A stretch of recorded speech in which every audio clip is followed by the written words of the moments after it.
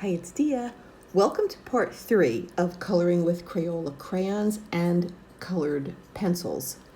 Only in the first part of this series, this coloring mini series, I colored this image from my latest coloring book, Everyday Magic, and I colored only skin tone. Well, I should say I colored skin tone, but I only used Crayola crayons. And check out video 1 if you want. I'll put the links below. And you can see how the coloring turned out. So right now, what I'm doing is using crayons, and I decided to use some colored pencils too, but only the Crayolas, to color the pink. I think that I was considering coloring them red when I was drawing them, but I decided to make her a Zodiac Girl. And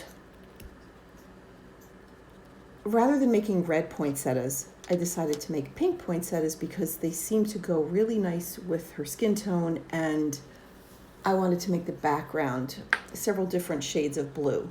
So I just made all the poinsettias pink, and I didn't make any of the poinsettias the same. For example, the one that I just did above was all done in crayons.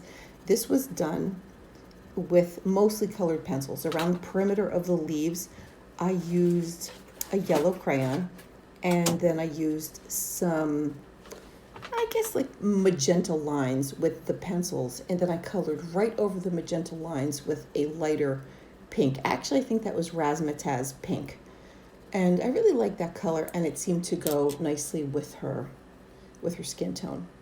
And now I'm just going to show you an example of one more poinsettia.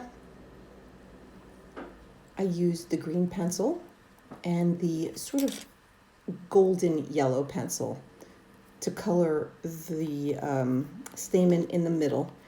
Then I made some veins, and I did use a reference picture on some of these poinsettias because I wanted to get different looks for the same type of plant. Meaning I wanted them to all look like poinsettias, but I didn't want them to all be identical. So for this one, there was this one version of a poinsettia where it had all different kind of pinks in it, and it almost had like sort of lines that looked like striations. So there were lines going this way, there were lines going that way, and it looked really neat. So I kind of wanted to recreate it, and I did it in this one a little bit, and also in the next one. You should check out poinsettias. I've never really, I mean, I see them every Christmas, but I typically get the red ones and the white ones because it goes with the house. But there's all different kind of colors. So, I mean, not that I want to spend all the time talking about Christmas flowers, but they're really, really pretty. At this point in the picture, I started to get used to the medium, meaning I started to get used to using the Crayola crayons, and I realized they're not perfect, but you can actually get a really nice picture. So I was able to go a little bit faster at this point, and right here I wanted to show you a trick with these pencils. You can take the bright yellow and fill in some of the areas, whether it's veins on a leaf or the moon in the sky. And then if you go over the top with a darker color, which I'll show you in a minute, the yellow doesn't really get colored over. Well, you color over it, but you can still see those yellow portions of the leaf that I colored to begin with. So it's kind of an interesting little experiment you can do to see what colors show through, and the leaves come out very interesting. Oops, see that color right there? I regretted that.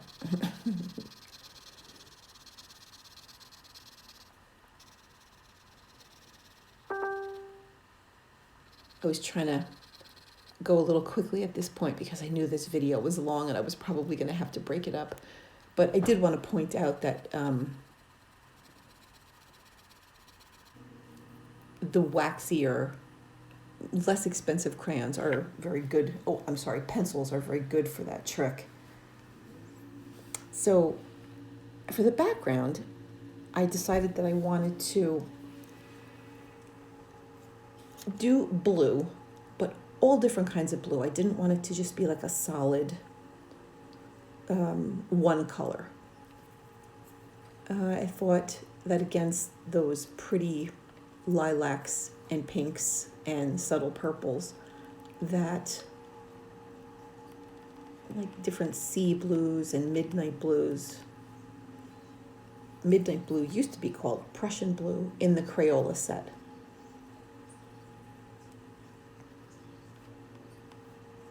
You can see over by her hair that I used the midnight blue. I thought it was a little bit dark next to the hair, so I kind of blended it right in with the lighter blues.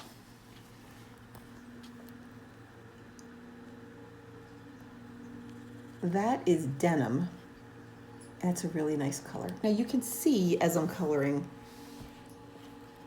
Crayola doesn't leave a very nice, especially some of the greenish bluish colors, they don't leave a beautiful finish. I'm not sure what that's all about, but it's okay because up on the top, I was really getting even more used to this medium, and I realized that I didn't even have to push that hard at all, even if I was doing one layer, if I was using the darker colors. So I left a little space around the stars, and then later on I even left less space because I realized if you start to use the turpenoid and a brush, well, here's the blender pencil first, but if you use the turpenoid and the brush, that you could actually move the darker pigment around quite a bit. And I got really nice results around the stars. If you use a decent enough brush, you can leave a white circle around the stars, kind of like I'm doing now, and then use the brush to push the pigment closer to the stars. So you still get a lighter effect because you put down less pigment in that white area, but if you push it over, it gives a real soft, like glowing effect. I hope I left an example of that in the video. There were some parts I ran out of battery. It was right about here where I was kind of like, why don't I just try the turpenoid? So I got the brush and very quickly realized that the darker blues really move around quite a bit, probably partially because there's a lot of wax and also because the pigment is more intense.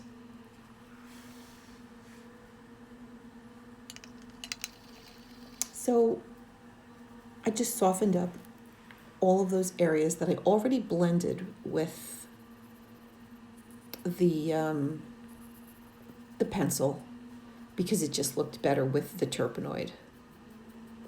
Oh, and you can also use Gamsol. Somebody said they used Zested.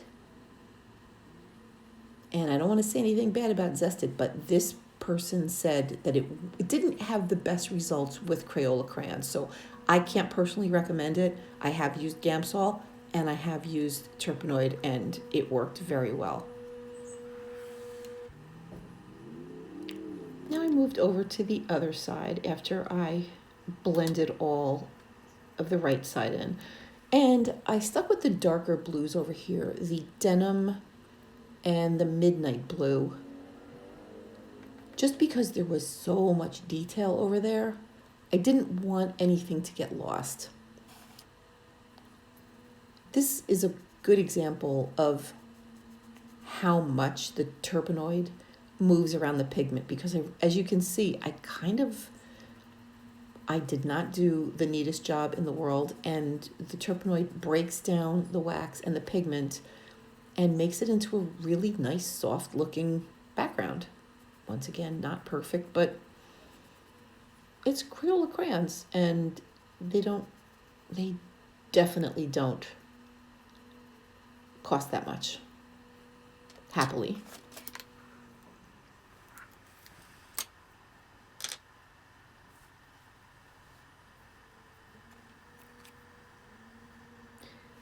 Now here was a brush that I just bought from Jerry's in West Orange, New Jersey, and it has a super sharp point on it, and I was wondering if I could get better detail. But that super sharp point was very, very soft, and it just wasn't good. So I went right back to, oh, actually, no, I tried another brush first. This was a really fine brush because I thought I was going to need it for those super teeny weeny little areas. And it was okay, but I liked my beat up tortured brush right there. Oh, now you can see in that area. Oops, sorry, it's a little shaky. And I just sneezed, sorry about that. I just used a very little bit of crayon, and you can see around those stars, there was a very soft effect. So I kind of got used to it after a while.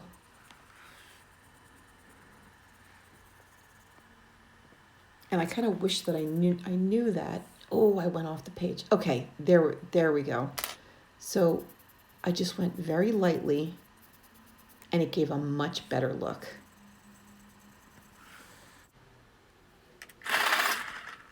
So I decided to line the perimeter of this image because it was so soft looking at this point with the soft pinks and the blues in red. And I chose red based on a theory in Feng Shui because red is the element of fire and it's considered a lucky color.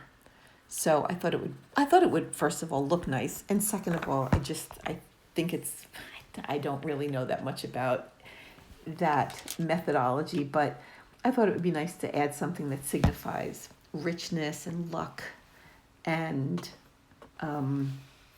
luxury. So I outlined the image. And also according to Feng Shui, if you use it too much, it can cause anger and overstimulation. So if you have red in your house, use it sparingly. Now, she's a Zodiac girl, and she was supposed to be Ruby. Now, around her neck is supposed to be a giant faceted ruby heart. And what I did here was just use mauves, reds, fuchsias,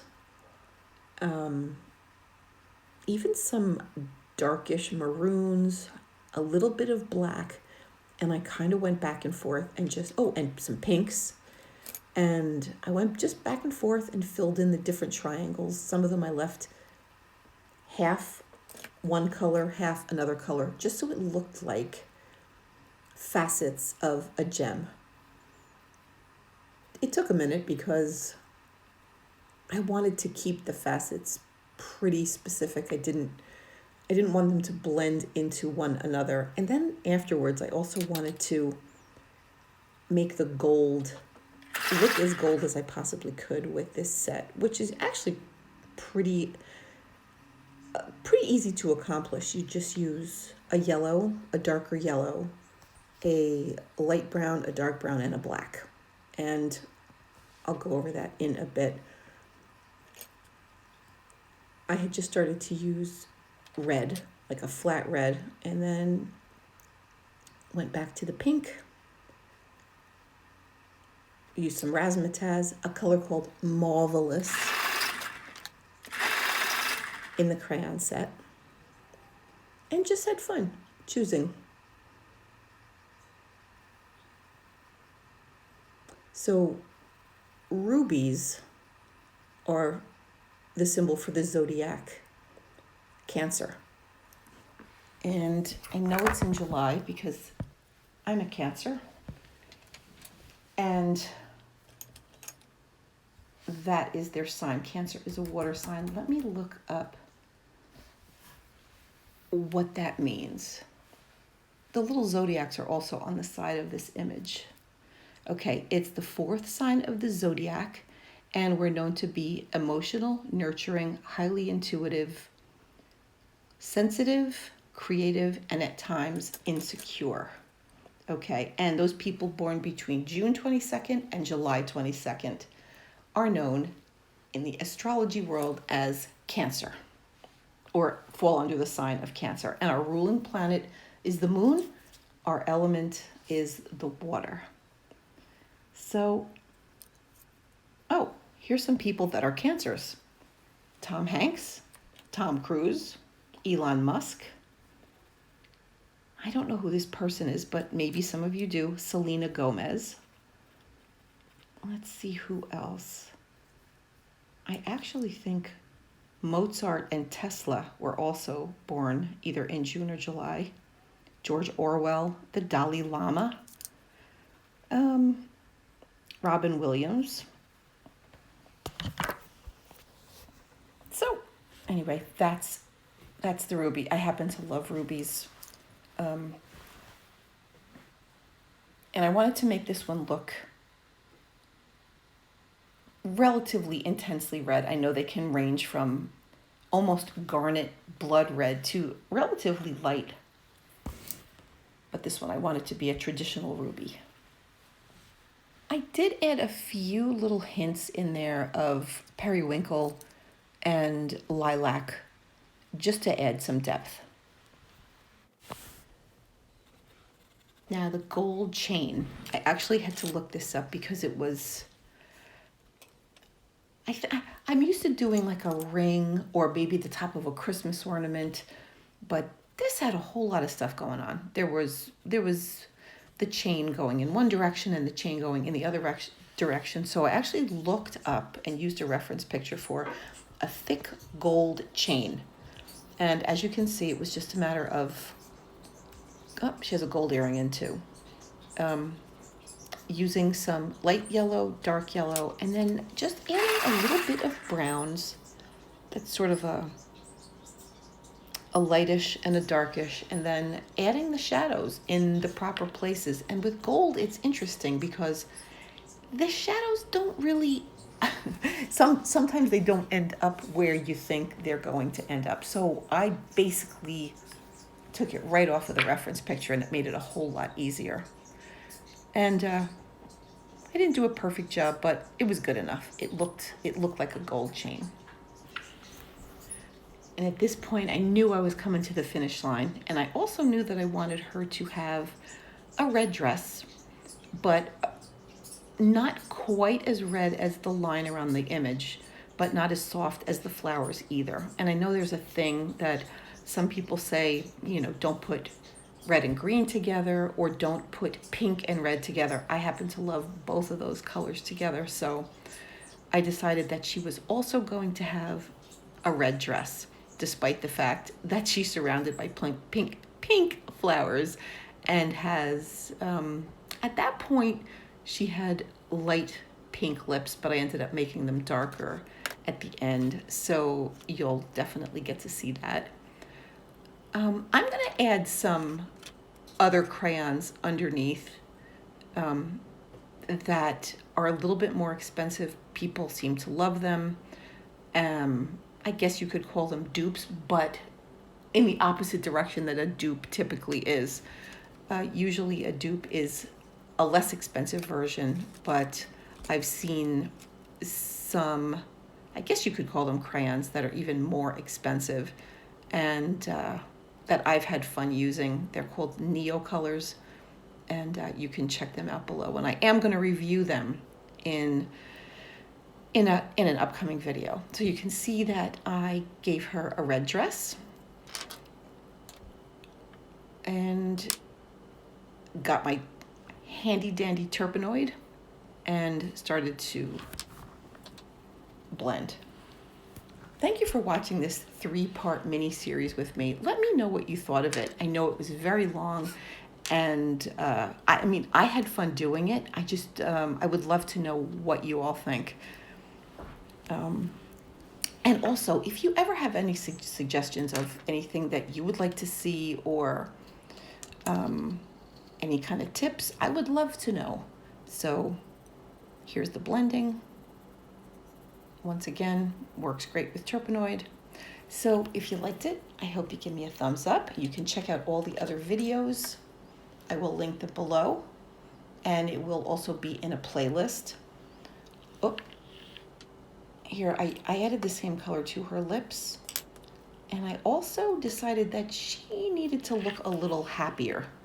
So I added some skin tone to the edges of her mouth in a certain way to make her look like she's smiling a little bit more. She kind of looks a little, not quite gloomy, but with those spacey eyes, I just figured I would just make her look a little happier.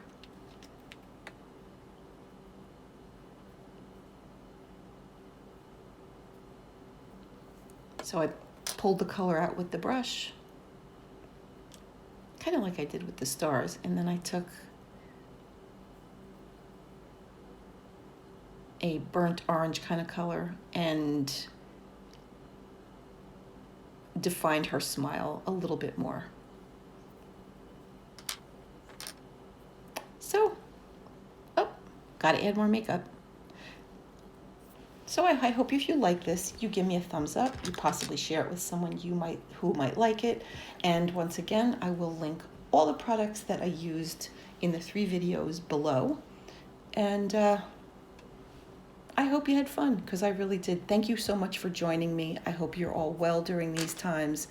And there she is. Whoops, Zodiac Fairy. Thanks for joining me. I will see you soon. Bye-bye.